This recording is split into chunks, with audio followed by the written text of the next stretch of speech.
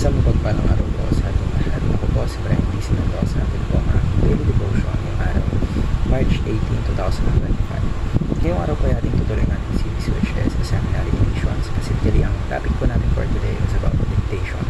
So ano ang kahalagahan ng pagbabasa ng Bible?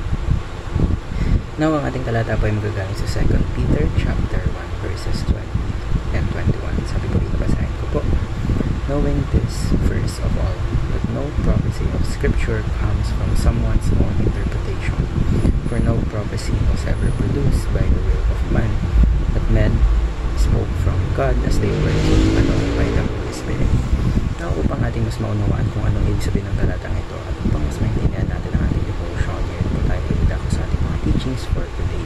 So, meron po tayong tatlong teachings. So, una po, sabi po dito, basahin ko po. The Bible is influenced by human personalities. So though written by human authors, even if mga tao yung nagsulat ng Biblia, yung Bible po nire-reflect niya yung unique styles, experience, and culture. So however, ang Diyos po kinaid po yung mga tao ito wherein God ensures that this truth, katotohanan ito was accurately communicated. Ikalawa po, the Bible is God's very word, not merely human ideas. So yung scripture po, hindi lang siya basta-basta sinulat ng mga tao kasi gaya po nasabi ko sa unang teaching natin, ginaid po ito ng ating Panginoon and it is divinely inspired. So every word came from God. So sa pamamagitan nito, nare-reveal yung thoughts ng ating Diyos, yung salita ng Diyos and yung Biblia for humanity. Ikatlo po, the Bible is fully inspired, reliable, and authoritative. So, dahil ang Diyos natin ay ang ultimate author, yung Bible po is completely trustworthy, mapagkakatiwalaan po natin ang Biblia. It serves as the final authority sa ating pananampalataya wherein it guides us sa totohanan. So, paano po natin ma-apply mga katuruan na ito?